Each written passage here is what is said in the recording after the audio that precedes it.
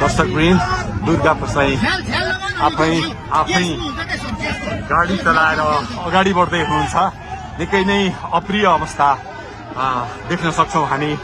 यहाँ प्रहरीले अश्रु ग्यास चलाएको छ।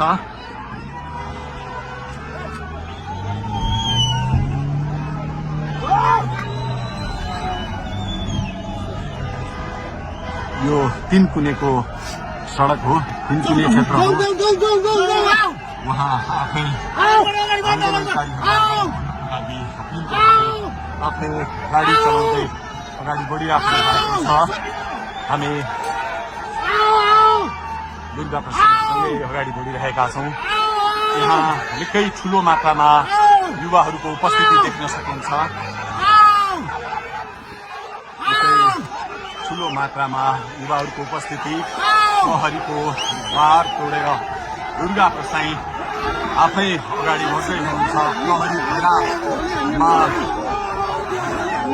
प्रहरीलाई गाडीले पेलेर दुर्गा प्रसाई अगाडि बढ्दै हुनुहुन्छ। हामी अगाडि बढ्दैछौँ। यहाँ कसैले रोक्न सक्ने अवस्था छैन। प्रहरीलाई दुर्गा प्रसाई पेलेर अगाडि बढिरहेको भएको छ।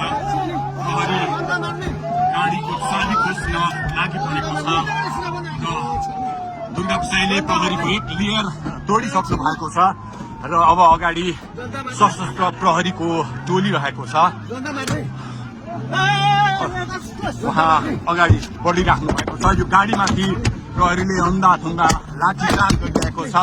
तपाईँ देख्न सक्नुहुन्छ दुर्गा प्रसाईको गाडीलाई प्रहरीले रोकिराखेको अवस्था। उहाँले यो प्रहरीका सम्पूर्ण सुरक्षा घेरा तोडेर दुर्गा प्रसाई अगाडि बढ्नु भएको छ र यति बेला तीनकुनेको यो पुलबाट अगाडि बढिसकेको छ। यो दृश्य अगाडिपट्टि